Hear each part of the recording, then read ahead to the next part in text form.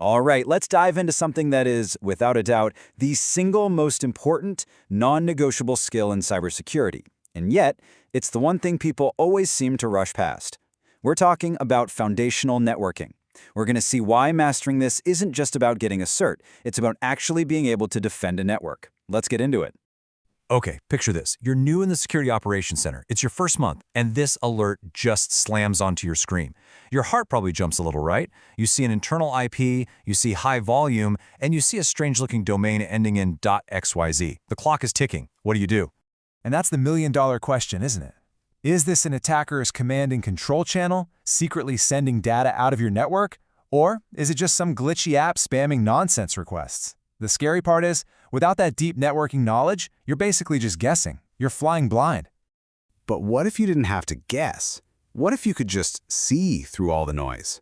This is where that foundational knowledge stops being a boring textbook chapter and turns into an actual superpower. It gives you network X-ray vision, letting you see the skeleton underneath it all. This right here, this is the golden rule of cybersecurity. You just can't. You cannot protect a system if you don't get on a fundamental level how it talks.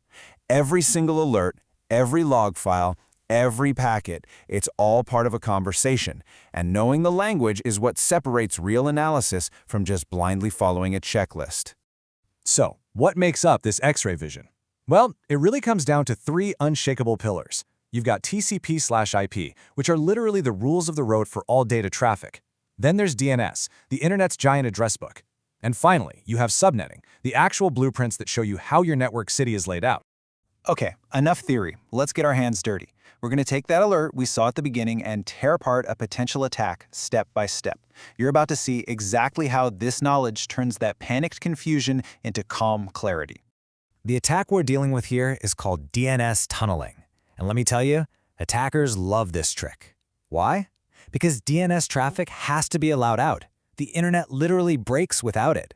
So they get clever, and they hide their malicious data inside what looks like a totally normal, boring DNS request. Just look at the difference here. It's night and day, right? On the left, you've got your standard, clean DNS query. Short, readable. But on the right, that's our suspect. See how it's super long and looks like complete gibberish? That long encoded string is the tunnel. That's the data the attacker is trying to sneak out. So, you go to that Windows machine, 192.168.1.104, and you check the logs. You find this. And hey, it's something. It confirms a connection was allowed out to a DNS server over port 53. But notice what's missing. The most important part, the actual query. Windows tells you that something happened, but it doesn't tell you what was said. But then, you pivot to the logs on the Linux DNS server that got the request, and bam, the whole story changes. This is a perfect example of why context from different systems is so important. The Linux log gives us everything, the client IP, and critically, the full malicious query itself. This isn't just a clue anymore. This is our smoking gun. So, we found the attack. Great. But how does our networking knowledge help us understand the real impact? Well, it all ties back to the absolute core of security, the CIA triad. Everything we do is to protect confidentiality, integrity, and availability. Let's use integrity as a quick example of how networking plays a role. This is so cool. The TCP protocol itself has a built-in defense for data integrity. It's called a sequence number. Every packet is numbered in order. So if an attacker tries to shove a fake packet into the stream with a weird number like 500, the computer on the other end just goes, nope, that's not what I was expecting, and tosses it. By understanding this, you know exactly how the protocol itself is fighting for you. Okay, knowing the theory is one thing, but the real magic happens when you apply this knowledge to the tools you use every single day. Your foundational skills don't just help you use your tools, they make them 10 times more powerful. And here's where it all connects to your actual job. We can map these core ideas directly to the MITRE ATT&CK framework. Remember our DNS tunneling attack? That's technique T1071.04. Understanding subnetting? That's how you spot an attacker trying to move laterally. All of a sudden, you're not just closing alerts, you're understanding the adversary's playbook.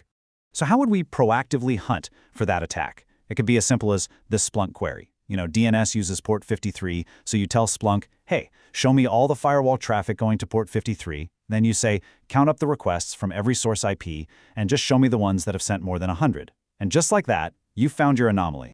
You can even automate the boring stuff. Look at this super simple Python script. All it's doing is reading a firewall log one line at a time and looking for two things: the word deny and an IP address we already know is bad. It's basic, but it's powerful automation built on your understanding of how logs work. So how do you prove to an employer that you have this X-ray vision? That's where certifications come in. The CompTIA Network Plus is pretty much the industry gold standard for this stuff.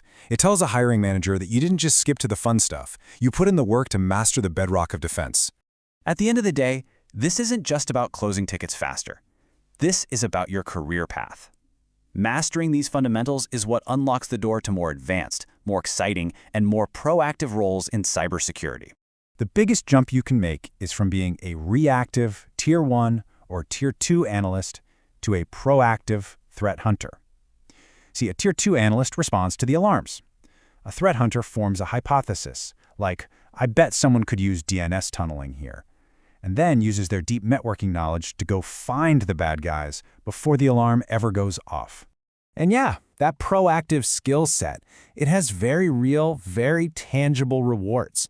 As you move up that ladder from a reactive role to a proactive, senior one, the value you bring to an organization increases dramatically, and so does your earning potential.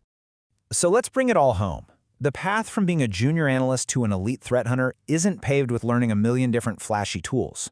It's paved with an unshakable, deep-down mastery of the fundamentals: the packets, the ports, and the protocols.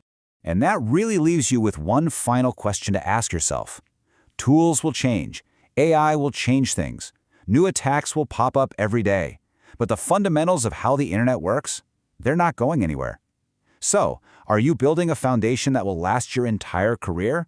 Or are you just learning today's tools? The choice is yours.